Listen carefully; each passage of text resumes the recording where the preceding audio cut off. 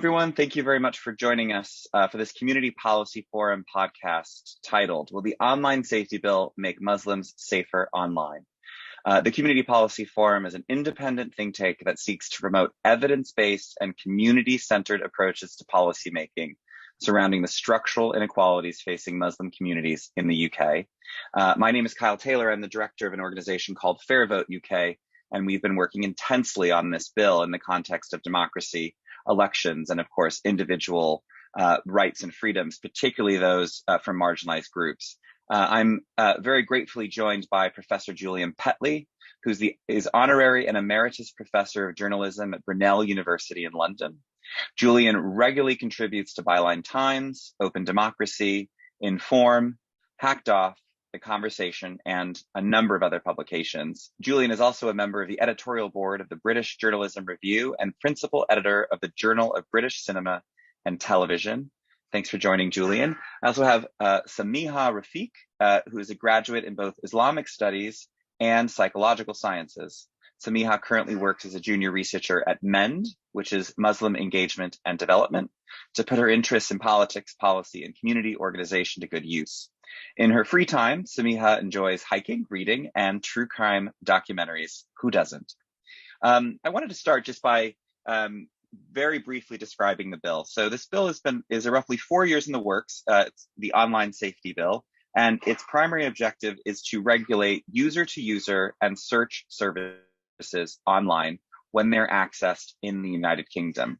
The bill touches on privacy, age assurance, reduction of harms, disinformation, and a number of other areas. So it's great to sort of get into it a bit.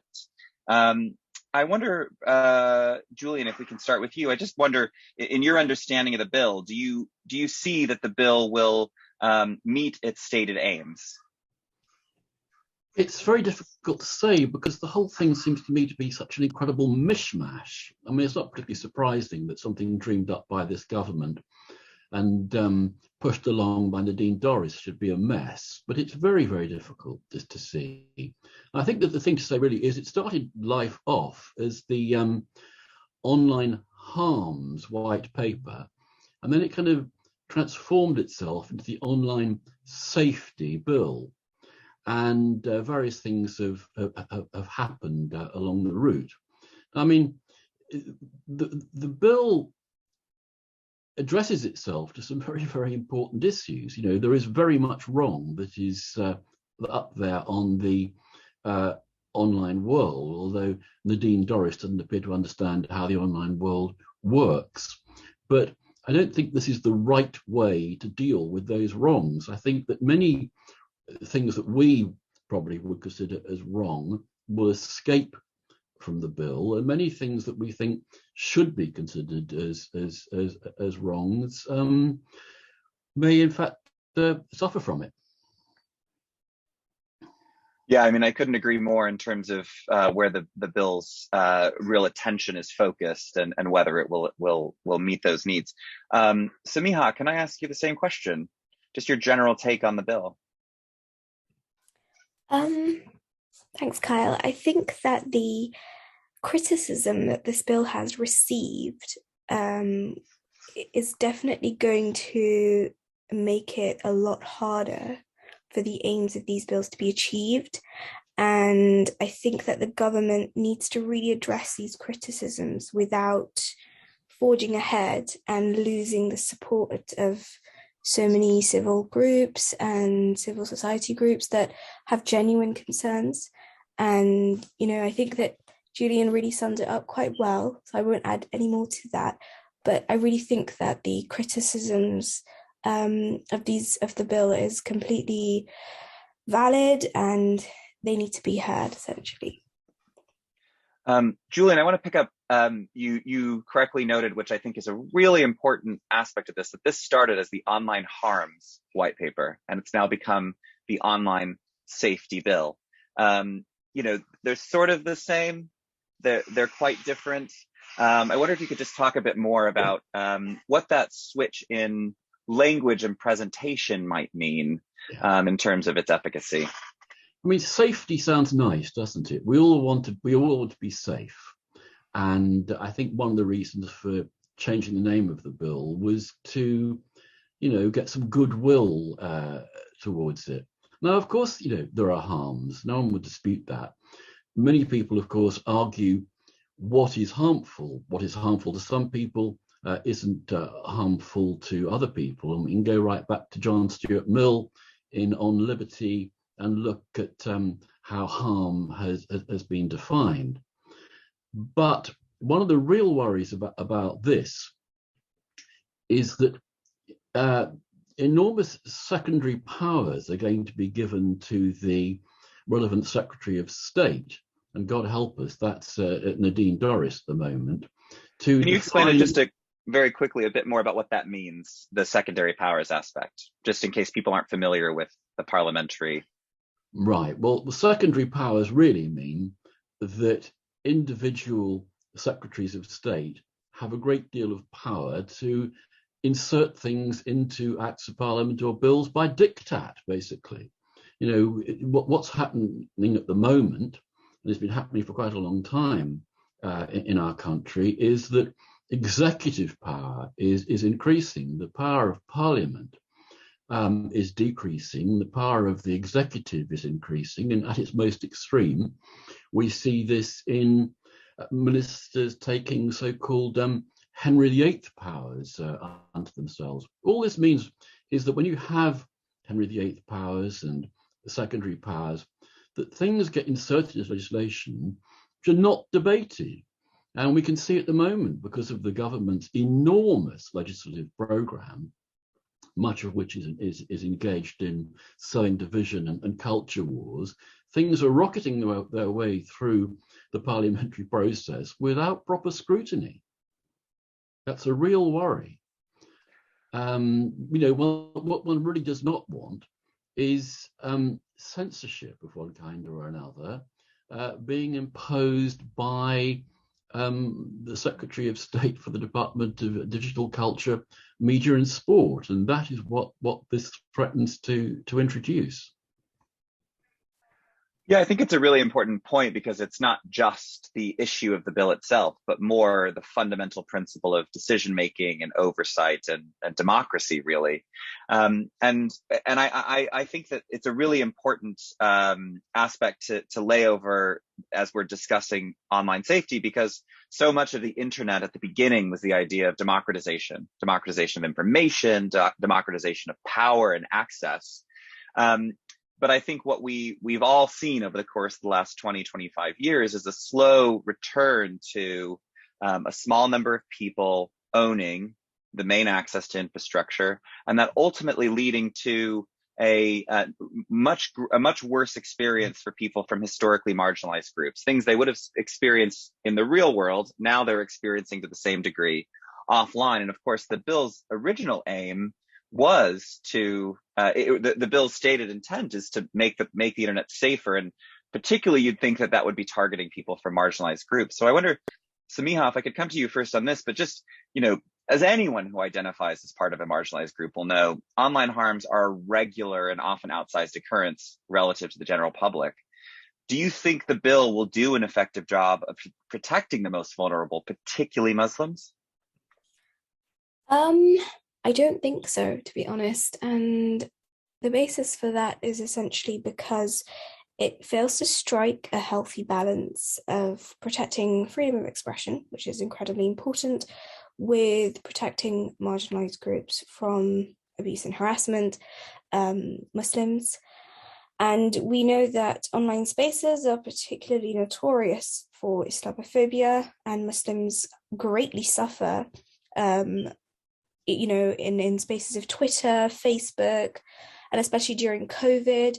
For example, a study that was conducted in 2021 found that 410,990 tweets were anti-Islamic, and a lot of them suggested that Muslims, were the reason for the spreading of COVID, and that Muslims were, flouting lockdown rules. And so, with the pandemic already, presenting disproportionate circumstances for Muslims, the online spaces contributed even more to the sort of mental and to the kind of self-esteem of Muslims. So yes, online spaces are particularly notorious for this. And because the bill proposes this sort of prioritization of freedom of expression, it leaves this space open for Muslims and other minority groups to really suffer.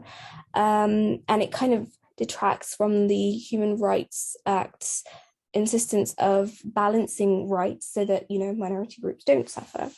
And I also think that the fact that spaces like comment section and reviews, those things are being continued to allow under the bill.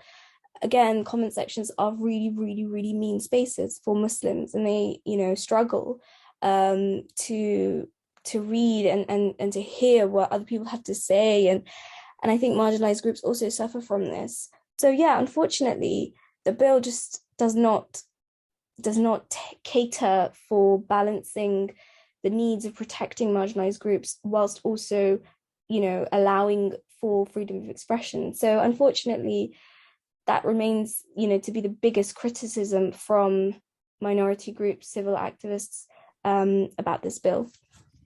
Yeah, just to offer a bit more context on that. So the bill includes a media exemption for media entities. That means that they're not subject to the same rules as regular users.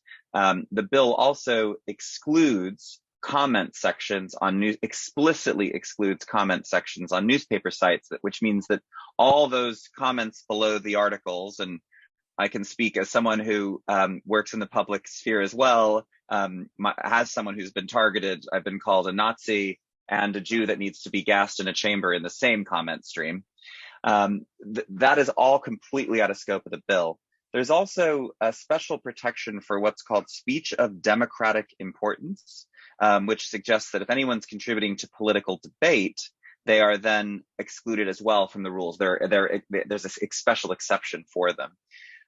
Now, all of these efforts have been pushed by the government to big up the free speech credentials in the bill. I think, Samiha, what you're saying is that that's actually at the expense of protecting vulnerable people. I wonder, Julian, your thoughts on this, both as a problem and as well as how you balance these rights. Yeah, well, I mean, I think I agree with everything Samiha says, and the problem is, as we all know, is an awful lot of hateful, and I would argue harmful stuff, particularly to do with minority groups of one kind or another, appears in the pages of certain daily newspapers. Well, let's name them: The Sun, The Telegraph, The Express, and The Mail. Not just in the comment columns, I would argue, although the comment columns are particularly poisonous. But the problem is, as Samiha has said, is that none of this will be covered. And I don't think it's just because the government has been very keen to, burnish its free speech credentials. What needs to be made very clear here is that the major newspaper groups, led by the News Media Association, from the very moment that this bill began its progress, starting with the Online Harms White Paper, lobbied furiously, frenziedly, to get themselves excluded. And of course, they have done, because you've only got to look at the nexus between the Tory press and the Tory party in this country, between which you can barely put a cigarette paper, to see that what those people want, those people get, because of the symbiotic relationship between the two. And there's a further kind of consideration here, really, which is that almost ever since the World Wide Web came into public use in the mid-1990s, that the newspapers have been campaigning for its censorship. And the main reason for that is because they realized that the online world would take away readers and advertisers from them.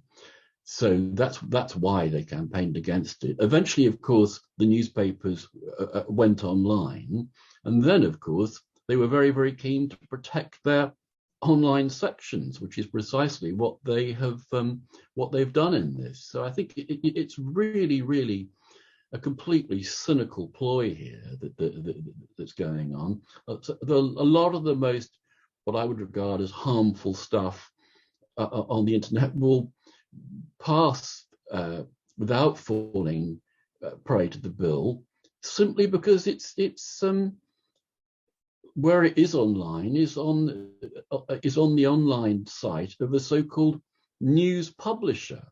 That's the problem. Thanks, Julian. So would you say that the bill in its current form could make things worse? Well, it certainly, I don't think, will make things better. I mean, I think if the idea of the bill is to make things better and to make people safer, I think by excluding vast quantities of stuff that's online, it won't make things any better. And, you know, also we have to look at what their definition of a news publisher actually is. It's incredibly broad. I mean, almost anybody could pass as a news publisher. So, you know, some kind of, you know, Russia Today would pass as a news publisher. So the idea that by defining certain people as news publishers and others not, that we're going to get rid of stuff is nonsense, because all that's going to happen is that the definition of news the number of people who fall under the definition of news publisher will just grow and grow, and then they'll say, oh well, I'm not subject to the bill because I'm a news publisher. Well, but they're not really. I mean, you've then got to ask, what is news? Is a Daily Mail a newspaper? Not much, in my view. Samiha, what would you say? Do you think the bill could make things worse? I think I'm going to have to agree with Julian in the sense that it's not going to make things better. And one thing that I thought was quite shocking is that it gives, you know, tech companies the responsibility of regulating their online spaces. They have to figure out how to do that. And, you know, the bill's aims of preventing the spread of illegal content, protecting children, it falls on the tech companies, and whether they would do a responsible job and whether they would figure out ways to kind of evade, you know, that particular responsibility, and then Ofcom have to obviously check whether they've done a good job. I think it's just, I mean, the government could have given the terms of how these things need to be, you know, regulated, as opposed to leaving it open to the tech companies. And I think on that front, it doesn't really do a good job, and it's not going to make better the situation. And I mean, if you look at it from the perspective of protecting children, I'm a mother of two, and for me, it's like, will the tech companies really put forth, you know, their own interests? Or, you know, it's a very confusing thing when you say the tech companies will take care of it. I just don't have that faith, I suppose. And I don't think they're going to do a good job, really. Did you want to come in, Julian?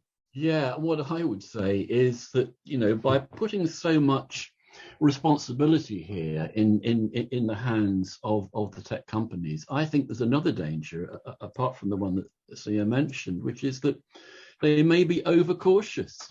They may start to say, oh, we're not going to put this or that up, because it might fall within the ambit of the bill. But that might be stuff that people like ourselves would actually be interested in seeing up. You know, Muslims, as we all know, are very, very prey to being got at under the extremely broad terrorism legislation in this country, and have often been accused of inciting or invoking terrorism when they're actually doing no such thing. They're simply reporting on various events and this and that. You imagine that some awful thing happens in England or somewhere else in the world. Muslim commentators begin to talk about this in a perfectly reasonable and rational way, but perhaps the government thinks they're not condemning enough or understanding too much or whatever. And so the tech companies will say, oh my God, we don't want to annoy and infuriate the government. We better be careful about what we put up. We know perfectly well from experience in other areas of the online world that if tech companies are pressured, particularly by large corporate interests, like say a company doesn't like something up about it that's online, they say, oh, we're being libeled. Then they pressure the internet service provider, who likely as not won't say, well, I'll see you in court. They'll say, oh dear, oh right, okay, well, we'll take it down. So I think there's a real danger there, most definitely. So if so, in a way, it sounds like there is a risk that by attempting to exempt and exclude certain users, and in the name of free speech, we may be creating a situation where tech companies themselves, do more to limit speech. So even the way they're trying to sort of loop it around doesn't end up back where they want it to be anyway. I wonder in part if this is because it seems the bill has taken a far more centered approach. I wonder as well if it's because the bill is taking an approach that seems to be way more centered around content than systems.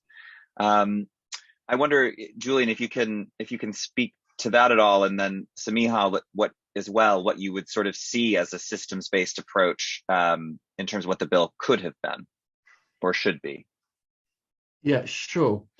I think a real problem here is that the bill does nothing to ameliorate or attack or whatever. It's the underlying business model of the internet. As you said earlier on, Kyle, when the World Wide Web first got going, there was a lot of utopian hopes for it. It'll be free for everybody, and we'll be able to see and say things that we don't normally get on the mainstream media. And the really unfortunate thing, although it's predictable, has been that as the decades have progressed, what's happened to the internet is what's happened to virtually every other communications business. It's just got more and more and more into a kind of highly concentrated system with a very few very, very powerful players. And they've been allowed, frankly, because of the fashionability of free market doctrine and everything, to have it all their own way. And they have now developed a business model which in many ways has brought about many of the harms that many of us do see on the internet. It's a kind of an attention gathering mechanism, isn't it? Where clicks are everything.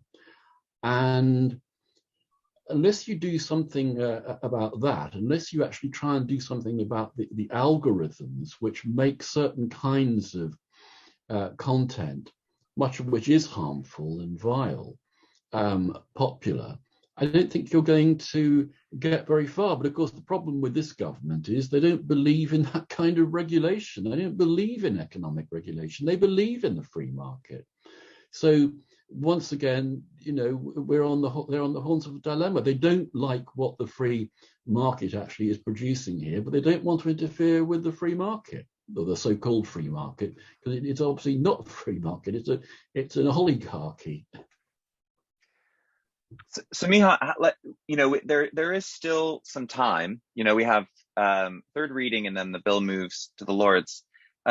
If you're looking at a few key changes that you'd like to see made to the bill, particularly around protecting people from marginalized groups, very specifically Muslims, what would you be hoping and pushing MPs and peers to do? Certainly taking away this vagueness around certain elements of the bill, which, what does it mean to be posting harmful things? So that element of vagueness needs to go. And also in particular to Muslim communities or marginalized groups, they really need to consider bringing in a regulation of the comment section for sure, and also protecting Muslim communities against the spreading of fake news, because it really contributes towards how the public view Muslims. So even with news corporations, or with online papers, how they are promoting fake news, and also there should be an updated an update on including very explicit protection for human rights, and this should be in line with the Human Rights Act and the European Convention on Human Rights. And Ofcom is something that, as Muslims or as Muslim organizations, we do rely on in complaining to them, in getting things changed.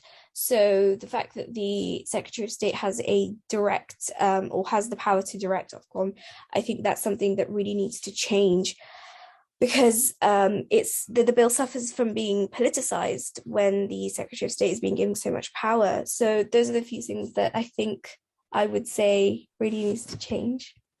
So reduction of Secretary of State powers, a universal approach to harms reduction, which we would call a systems-based approach. No matter who you are, you're subject to the same rules, and a further notion of rights that are protected on the face of the bill. Julian, same question. Well, I'd agree with all of that, but there's one thing I would add, which I haven't mentioned yet, and that is this crazy category that the bill contains of legal but harmful material, which I think is almost an oxymoron. I mean, if it's harmful, why is it legal? And this comes on to another issue, really, which is that, the bill has created a category of material which is going to be illegal online, but legal offline. What we want is surely parity between the offline and the online worlds. So I think that's very, very important. Just to stress, I would get rid of the press exemption. The newspapers should be subject to exactly the same rules as everybody else. I think that's very important. And to come back to this issue of human rights, well, of course, yes.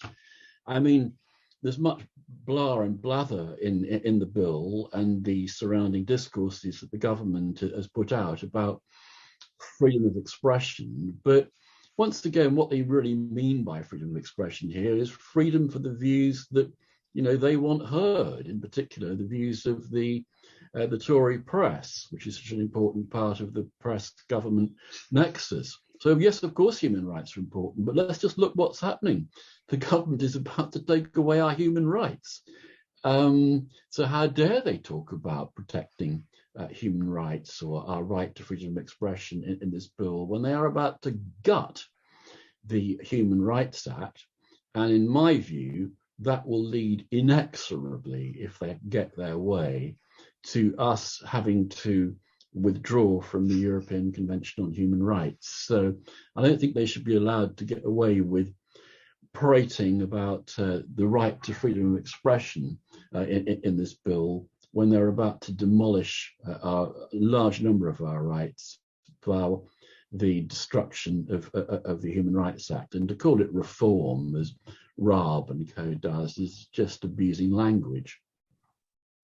I mean, I think I like to try and finish on for anyone listening, what can they do? What should they be doing in the coming weeks to push back on this? Julian, maybe we'll start with you. Well, I think the things I've just mentioned, really, I think are the things they need to do to push back on it. To try, I mean, look, they're not going to say, no one's going to be able to argue convincingly, unfortunately, that what needs to be done is the whole business model of the internet needs to be changed. That is what needs to be changed. But of course, that's not really the function of this bill. That should be the function of some other bill. We need a new Communications Act, for example. So I think many of the problems with the bill lie beyond the bill itself, if you like. But if we are looking at the bill, then I would say definitely push back against the the amount of secondary powers that it grants the Secretary of State, get rid of the press exemption, and get rid of this category of legal but harmful. I mean, there is much in this bill which is incoherent, which is not particularly surprising given the circumstances of its genesis. And those kinds of weaknesses and contradictions need to be poked and prodded away at in the hope of trying to get somewhere. But as you said earlier on, Kyle, with the amount of time which is available to do this, that's difficult. But we hope that when it gets to the Lords in particular, or in select committee, people will be able to worry away at some of these aspects, at least. Samiha? Write to your MP, get the narrative of what's happening and share with your communities, because I think awareness within communities, especially the communities that will be affected by this, I think that, getting people involved, getting them, making them aware of this, that's something that we can all do. Sign petitions and help organizations that are trying to create change, for this bill, against this bill. Help them, support them, share their stories, share the, publications that they write against this. And I think that really has the potential to create some good change. Awesome. Thank you. Thank you, Samiha, and thank you, Julian. I think, it's one of those, we're in one of those times where it's such an onslaught of attacks on our rights that you can get really exhausted. And oftentimes you look at a bill like the Online Safety Bill and you think, oh, well, this isn't as serious as the Human Rights Act or taking away the right to protest or other things. But I always like to remind people that, we have to remember that the internet and social media in particular plays a role in all of these other things as well. And it can be harnessed for good as well as evil. And the primary thing we need to remember is, how do we maintain it in a way that can drive successful actions and activity and activism offline? And so I really encourage people to start thinking about how they use social media as well, and find those ways that you can inspire to take action offline using the online tools. So thank you both very much. It was really, really good to chat, and I think people will find this really useful.